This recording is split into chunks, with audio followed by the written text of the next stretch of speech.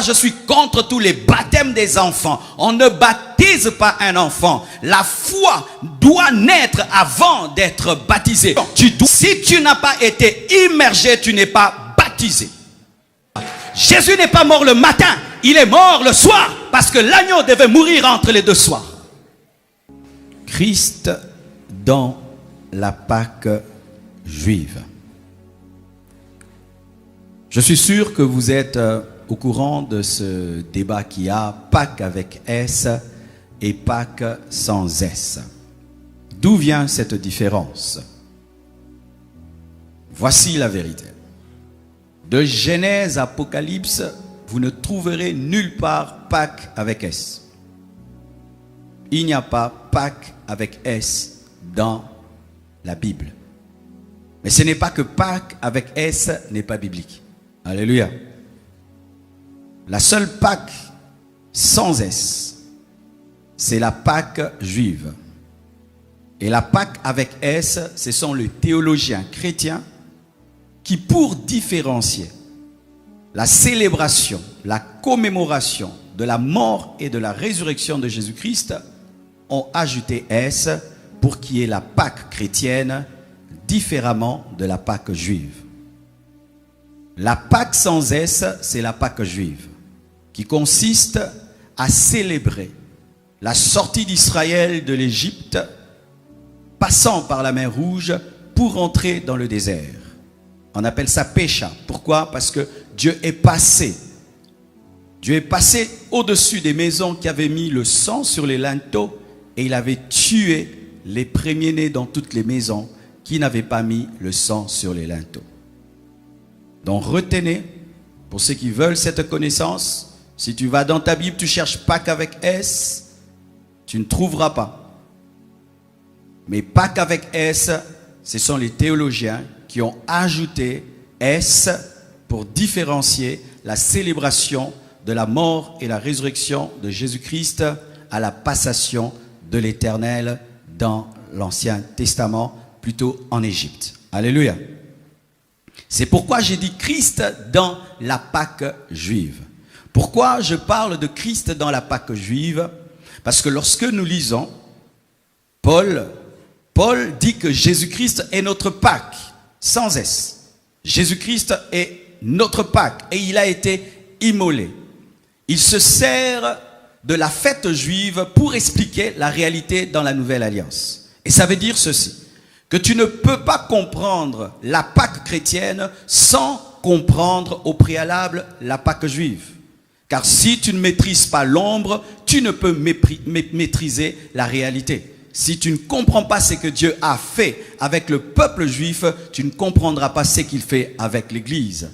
Et lorsque Paul vient enseigner aux Corinthiens, il ne marche pas sur ce que Dieu avait fait avec Israël, mais sur base de ce que Dieu a fait avec Israël, il enseigne maintenant la réalité en Christ, disant que l'agneau qui avait été immolé en Égypte représentait Jésus-Christ qui est notre Pâque.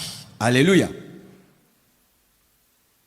Aussi, il parle des ingrédients qui étaient utilisés le jour de la passation dans la fête juive pour les expliquer spirituellement. Et il dit que le pain sans levain dont il était parlé aujourd'hui symbolise et plutôt la vie de pureté et de sainteté.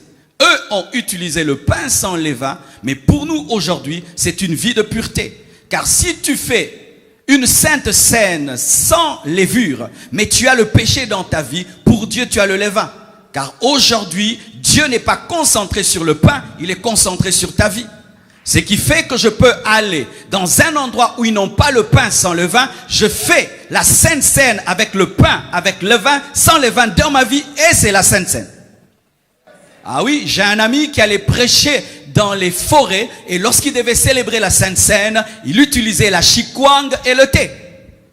Et le thé symbolisait le sang de Jésus-Christ et la chikwang symbolisait le corps de Jésus, parce que dans la nouvelle alliance, Dieu n'est pas dans le levain, Dieu est dans la pureté. Alléluia. Ainsi, mes frères et sœurs, nous allons étudier la Pâque juive pour comprendre la Pâque chrétienne. Nous allons étudier l'agneau utilisé lors de la Pâque juive pour pour comprendre l'agneau de Dieu, Jésus-Christ de Nazareth. Donne-moi un amen. Mais avant de revenir sur Exode, 1 Corinthiens 10, verset 4 nous dit quelque chose que les chrétiens souvent ignorent, c'est que Israël a été baptisé. Vous savez ça? Oui, lorsqu'ils sont sortis de l'Égypte et ils sont entrés dans la mer Rouge, la Bible nous dit qu'ils ont été baptisés en Moïse. Moïse représentait Jésus. Jésus nous sort de l'Égypte spirituelle pour nous donner la liberté et Moïse les a sortis de l'Égypte physique pour leur donner la liberté. Il était la préfiguration de Christ. Amen. Ils ont été baptisés en Moïse. Ils ont été baptisés dans l'eau. Ils ont été aussi baptisés en esprit parce qu'il y avait une préfiguration du baptême dans le Saint-Esprit. La nuée était sur eux et ils avaient l'eau et la nuée comme le baptême dans le Saint-Esprit et le baptême d'eau. Alléluia. Ils ont été baptisés dans la mer Rouge en Moïse, symbole de Jésus-Christ, mais après avoir célébré la Pâque. Pour dire ceci, qu'avant d'être baptisé, il faut croire en Jésus. Il faut d'abord immoler l'agneau avant de traverser la mer Rouge. Tout baptême qui n'est pas précédé de la foi et de la rencontre avec Jésus-Christ, l'agneau de Dieu, n'est pas un baptême. C'est pourquoi je suis contre tous les baptêmes des enfants. On ne baptise pas un enfant. La foi doit naître avant d'être baptisé. Tu dois célébrer la Pâque avant d'entrer dans la mer Rouge. Tu dois rencontrer Jésus-Christ avant d'être baptisé. Tout baptême sans foi n'est pas un baptême. Tout baptême de bébé n'est pas un baptême. Donne-moi l'amen. Le baptême est un engagement d'une bonne conscience envers Dieu. Quand tu étais un bébé, tu n'avais pas une bonne conscience et tu ne pouvais pas t'engager. Ainsi, frère, tu dois te faire rebaptiser. Vous devez vous faire rebaptiser. Alléluia. Quiconque ici a eu un baptême quand il était bébé doit se faire rebaptiser. Quiconque a été baptisé quand il était païen doit se faire rebaptiser. Quiconque a été baptisé sans comprendre doit se faire rebaptiser. Amen. Et certains vous dites, non, la Bible dit qu'il n'y a qu'un seul baptême. Il ne faut pas prendre une partie de la Bible, prenez toute la Bible. Oui, la Bible dit qu'il n'y a qu'un seul baptême, s'il est vrai. Il n'y a qu'un seul vrai baptême. Mais si ton premier baptême est un faux baptême, tu as besoin de 2 baptêmes. Et la Bible même nous présente des gens qui avaient un bon baptême, mais qui n'était pas un baptême parfait, mais qui ont reçu un deuxième baptême qui était parfait.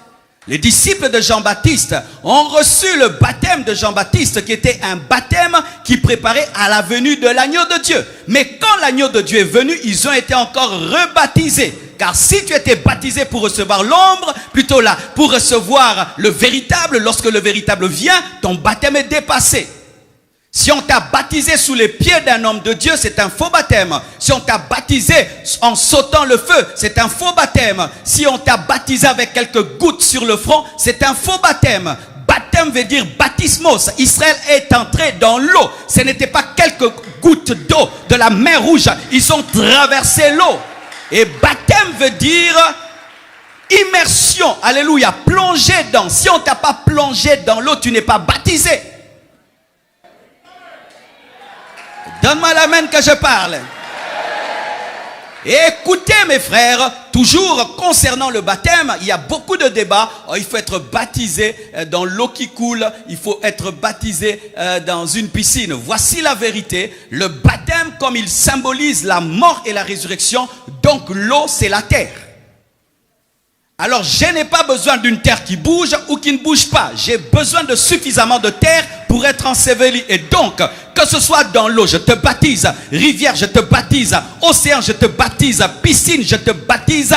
Baignoire, je te baptise. Donne-moi la main que je te parle. Si tu vas en Mongolie ou en Sibérie et tu dois baptiser des gens, eh bien, on va casser la glace et on va faire une piscine de glace. Alléluia. Ainsi que l'eau ne coule ou coule pas, ce qui est important, c'est l'immersion. Si tu n'as pas été immergé, tu n'es pas baptisé. Aujourd'hui, tu dois commencer les enseignements de baptême. Car la Bible dit, celui qui croira et qui sera baptisé sera sauvé. Si tu as la foi et tu refuses le baptême, tu as une fausse foi. Car si tu communies avec l'agneau, tu dois accepter la mer rouge.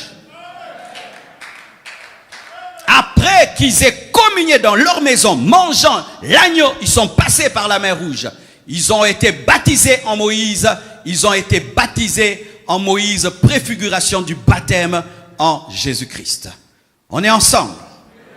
Amen. Ah, mais encore un détail. Mais si tu as été baptisé par immersion, mais tu étais païen, c'est un faux baptême. Parce que certains ont été baptisés, mais ils étaient des païens. Ils ont été baptisés parce que papa leur a promis des vestes. Papa a promis quelque chose. Papa a promis cela, ou par ambiance. Les amis sont venus, vous étiez à 10, tous tes amis se sont fait baptiser, et toi aussi. Mais tu te rends compte que ta vie n'a pas changé. Tu dois te faire rebaptiser. Parce qu'on confirme la conversion, on ne confirme pas le corps. On est baptisé pour confirmer qu'on est déjà converti. Mais si c'est seulement ton corps qui était baptisé sans que ton esprit soit baptisé, tu n'es pas baptisé. Ainsi, si après ton baptême, tu vis comme un païen, tu n'as pas été baptisé. Attends de te convertir pour être baptisé. Et là, maintenant encore, j'aimerais parler. Dans nos églises de réveil, nous commençons à tomber dans la religion. Nous commençons à déterminer quand quelqu'un doit être baptisé selon l'âge. C'est d'ailleurs ce que je viens de dire à l'Ecodim. Pour qu'un enfant à l'église de réveil soit baptisé, il doit finir l'Ecodim et tous les enseignements. Et on dit à 15 ans, nous nous baptisons à 15 ans. Ce n'est pas biblique, c'est un péché, une hérésie. Un enfant de 8 ans qui est converti est digne d'être baptisé. Nous sommes en train de retarder le baptême des enfants en établissant des rites qui ne sont pas dans la parole de Dieu. Un enfant de 10 ans converti doit être baptisé. Même s'il est à l'Ecodim, il doit être baptisé. Les enfants doivent attendre entrer dans l'église des grands. Est-ce que c'est écrit dans la parole l'église des grands? On me dit biloko tobandi, hein? Tobandi ba catéchisme. Ton enfant qui a 10 ans, qui est né de nouveau, doit être baptisé. Déjà Dieu l'a baptisé du Saint-Esprit, toi tu ne lui donnes pas l'eau. Alors que Pierre a dit, comment ces païens déjà parlent en langue, comment on peut leur refuser le baptême? Ton enfant parle en langue, mais comment il n'est pas baptisé? Dieu lui a déjà donné le baptême le plus compliqué, le baptême dans le Saint-Esprit. Tu ne veux pas qu'il soit baptisé d'eau. Nous avons des enfants, les Kodim, qui prophétisent et qui parlent en langue, mais qui ne sont pas baptisés. Ça, c'est de l'hérésie. C'est de l'hérésie. Église de réveil, c'est l'hérésie. C'est de l'hérésie. C'est de l'hérésie. C'est l'homme qui commence à contrôler Dieu. Laissez vos enfants être baptisés. Tu as un enfant né de nouveau, baptise-le. Et si l'église tarde, tu as une piscine, baptise ton enfant. Hey, donne-moi la main, je vais te parler. Je ne veux pas te troubler, mais je dois dire la vérité, mes frères. Lorsque on a baptisé l'eunuque éthiopien, il y avait une organisation autour. Tu vas dans une ville, tu prêches la parole. Est-ce que c'est moi qui irai baptiser là-bas? Moi, si les Kodim tardent, je vais baptiser mes enfants. Oui, je vais les baptiser. Je vais les baptiser. Je vais les baptiser à la maison. Et accusez-moi chez Dieu. Je les ai baptisés. C'est ça, les programmes des hommes lorsque ça entre dans l'église. Quelqu'un se convertit aujourd'hui, vous allez le baptiser dans 6 ans. Enseignement 1, enseignement 2. Non, normalement dans la Bible, tu te convertis maintenant, je te baptise. Le même jour, je te baptise sans enseignement. Car ce qui est important pour le baptême, c'est de connaître Jésus-Christ, ce n'est pas de connaître la doctrine de l'église. Maintenant, nous faisons tarder les baptêmes trop longtemps. Des baptêmes qui tardent 4 mois. Ceux qui n'ont confié avant. L'eunuque éthiopien n'a pas suivi des enseignements pour être baptisé. L'enseignement pour être baptisé, c'est Jésus. Si tu connais Jésus, tu acceptes Jésus, c'est ça l'enseignement du baptême. Pour être baptisé, cure d'âme, délivrance. C'est écrit où? C'est écrit qu'il faut passer par la cure d'âme et la délivrance pour être baptisé. Nous sommes en train de retarder le réveil. L'eunuque éthiopien est pressé. Il doit rentrer en Éthiopie avec le réveil et la puissance du Saint-Esprit. Amener Jésus-Christ en Afrique. Vous le faites des enseignements d'1 année. Il a lu, il a dit, voici l'eau. Voici l'eau. S'il y a Jésus, il y a l'eau, il y a baptême. C'est ce qui est écrit. Lorsque quelqu'un a la parole, il comprend la parole, il y a l'eau, il y a baptême. Enseignement de baptême. Commencez à faire même 2 jours, 1 jour, vous baptisez. Quelqu'un croit aujourd'hui, on les baptise. On les baptise.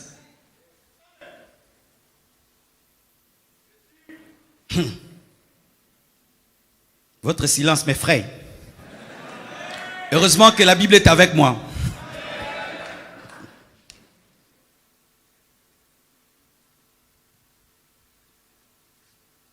Parlons du verset que je vous ai donné. Exode 12. J'aimerais qu'on puisse me donner le verset un après l'autre, s'il vous plaît.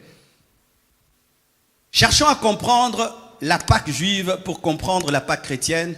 Cherchons à comprendre l'agneau pour comprendre Jésus. Ok? Exode 12, verset 1. La Bible dit ceci. L'Éternel dit à Moïse et à Aaron dans le pays d'Égypte. Ce mois-ci sera pour vous le premier des mois. Il sera pour vous le premier des mois de l'année. Mais ce n'était pas le premier mois, mais il devient le premier mois parce que c'est quand l'agneau sera immolé. Cela parle de la nouvelle naissance. En soi, ta vraie vie commence lorsque Jésus entre dans ta vie. C'est ton premier mois. Ainsi, tu peux avoir 50 ans, mais tu as 2 ans. Parce que tu as fait 48 ans de paganisme et 2 ans de vie chrétienne, donc tu as 2 ans. Ta vie a commencé le jour où Christ est entré dans ta vie. C'était ton premier mois. Ainsi, je peux avoir 40 ans, mais spirituellement, j'ai 10 ans. Frères et sœurs, avant Christ, nous existons. C'est quand Christ vient dans nos vies que nous vivons. Les mois commencent lorsque Jésus vient dans ta vie. Tout ce que tu fais sans Christ n'est rien du tout. Tu n'es pas différent d'un animal. Tu n'es pas différent d'un chien qui vit et qui respire et qui a un cœur. Mais la vraie vie commence lorsque Christ vient dans ta vie. Le premier mois. Ça sera le premier mois. Alors que ce n'était pas le premier mois, mais cela est devenu le premier mois parce que cela coïncidait avec la Pâque. Verset 3. Parlez à toute l'assemblée d'Israël. On n'a pas parlé de la Pâque à tout le monde. On a parlé de la Pâque seulement aux Juifs, pas aux Égyptiens. Mes frères et sœurs, un païen ne peut pas prendre la Sainte Seine. Et dommage que dans certaines églises, même les païens prennent la Sainte Seine. Je me souviens lorsque j'étais dans une certaine église, je venais draguer les filles et je prenais la Sainte Seine. Non, frère. Si tu es dans le péché et tu es égyptien, tu ne peux pas prendre la Pâque. On ne prend pas la Pâque, on ne prend pas la Sainte Seine parce que c'est une occasion. Ah, j'étais venu à l'église et on a parlé de la Sainte Seine, je prends. Non, c'est pour les juifs, c'est pour les chrétiens. Si tu n'es pas juif, tu ne pouvais toucher au repas, tu ne pouvais manger l'agneau. Et si tu n'es pas chrétien, tu ne peux pas toucher à la Sainte Seine. Et si nous sommes 4000, 8000, s'il n'y a que 2 personnes qui toucheront, ce sont seulement ces 2 personnes. Parce que Dieu n'est pas dans la quantité, il est dans la qualité. Alléluia. Parlez à toute l'assemblée d'Israël et dites, le 10e jour de ce mois, on prendra un agneau pour chaque famille, un agneau pour chaque maison. Le 10e jour de ce mois, on prendra un agneau pour chaque famille. Cet agneau ne venait pas de naître. Cet agneau existait déjà. Mais il a été pris, mais il était déjà. Cela parle de Jésus-Christ qui est l'agneau de Dieu, immolé avant la fondation du monde. Jésus-Christ a été préparé depuis l'éternité pour mourir pour toi. Ça n'a pas été pour Dieu un accident d'envoyer son fils à la croix. Dans sa pensée depuis l'éternité, il avait décidé. Tu n'es pas dans un projet hasardeux. Tu es dans un projet prémédité. Je répète, tu n'es pas dans un projet hasardeux. Dieu n'est pas en train d'essayer de te sauver. Dieu a prémédité de te sauver avant que tu ne naisses et que tu ne sois créé. L'agneau était avant d'être pris. Il a été pris, mais il était déjà. Parce qu'il n'est pas né le jour qu'on l'a pris, il était déjà. Et la Bible dit, parlez à toute l'assemblée d'Israël et dites, le 10e jour de ce mois, on prendra un agneau. On ne dit pas on prendra un mouton. On prendra un agneau pour dire que c'est un fils qui doit mourir. Et pour qu'on parle d'agneau, il faudrait que le mouton ait maximum 1 année. Plus d'1 année, ce n'est plus un agneau. Frères et sœurs, celui qui est mort, c'est le Fils de Dieu.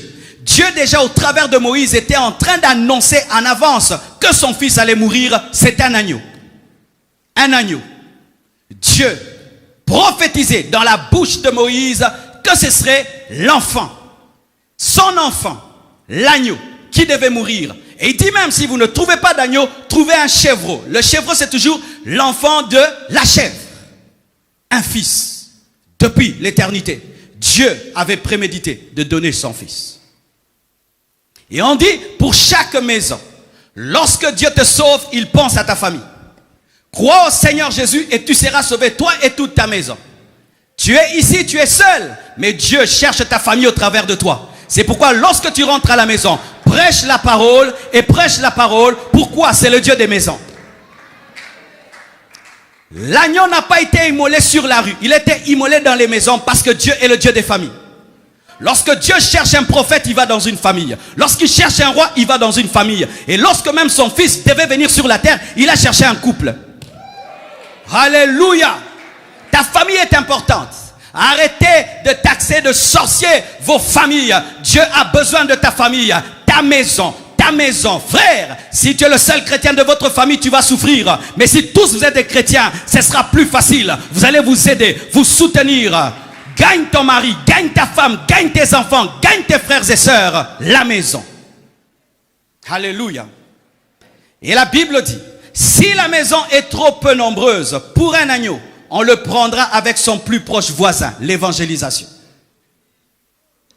Jésus est trop grand pour que tu le manges seul. L'agneau est trop grand pour que tu le manges seul. Partage à ton quartier. Va prêcher à l'école. Va prêcher à l'université. Va prêcher au boulot. Va jusqu'aux extrémités de la terre. Tout le monde doit manger l'agneau. Lorsqu'il établit la Pâque, il parle déjà de l'évangélisation. Si vous êtes peu nombreux pour cet agneau, mangez avec le voisin. Et je voudrais vous dire, mes frères, Jésus est suffisant pour que tout le monde puisse le manger. Nous devons partager Jésus, partager la parole, partager la connaissance à nos voisins. Selon le nombre de personnes, vous compterez pour cet agneau, d'après ce que chacun peut manger. Ce sera un agneau sans défaut.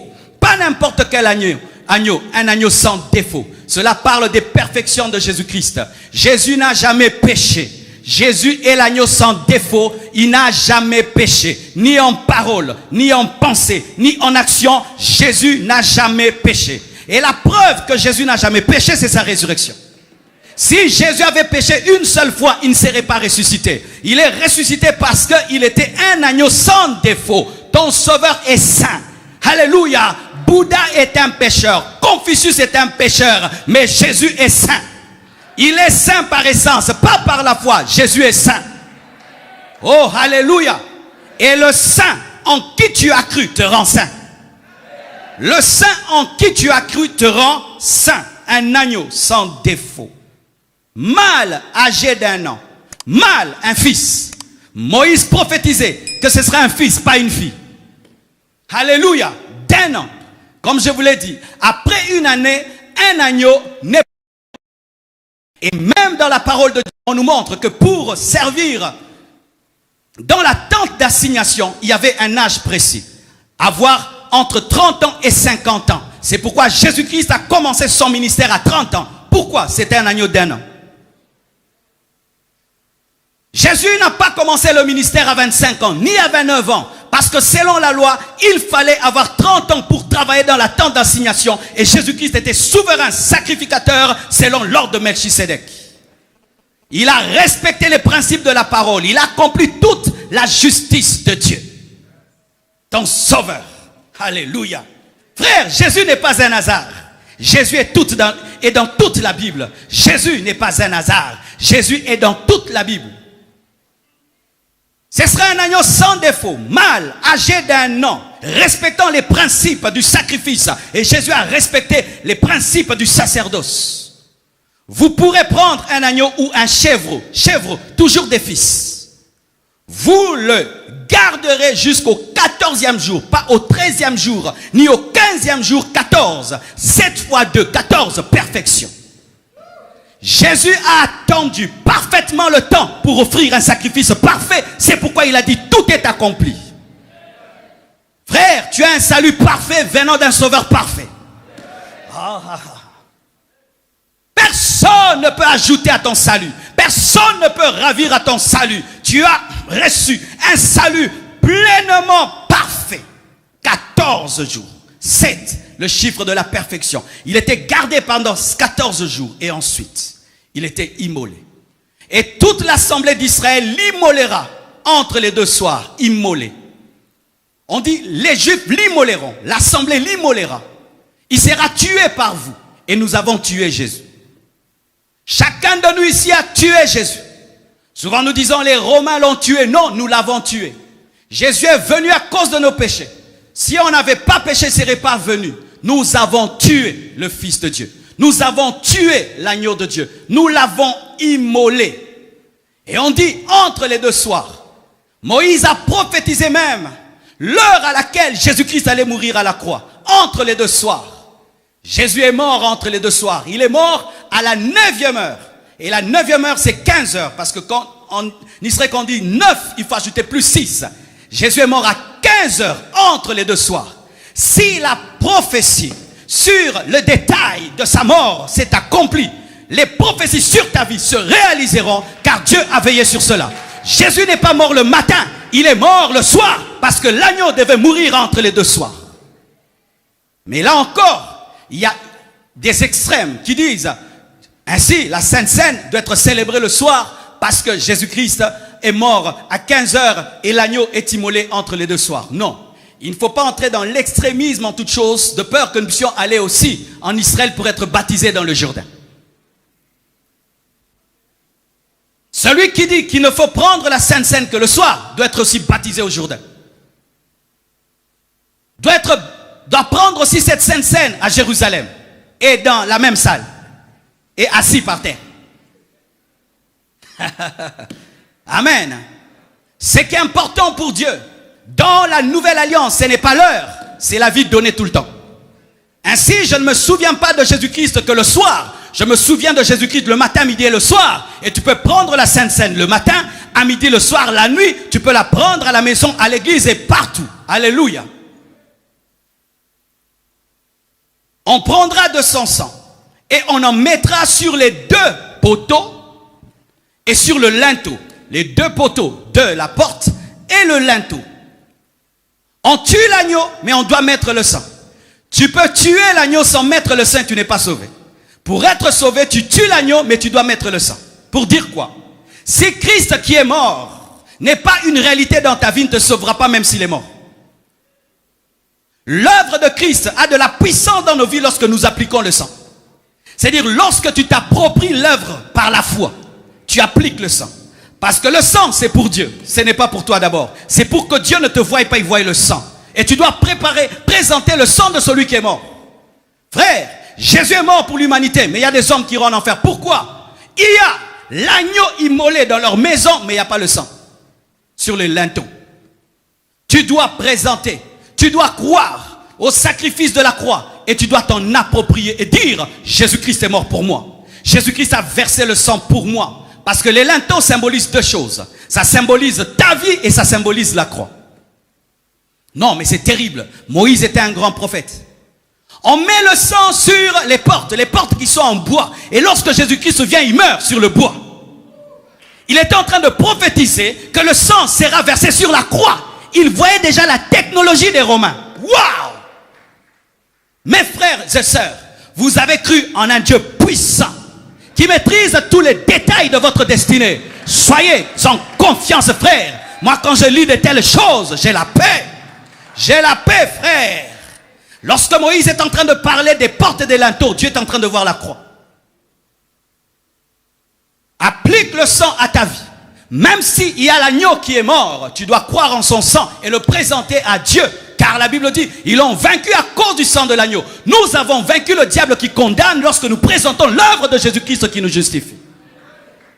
Si tu ne crois pas en Jésus, tu ne lui donnes pas ta vie. Même s'il est mort à la croix, tu ne seras pas sauvé. Même si l'agneau est immolé, il faut mettre le sang sur les linteaux. Ça, c'est ta part.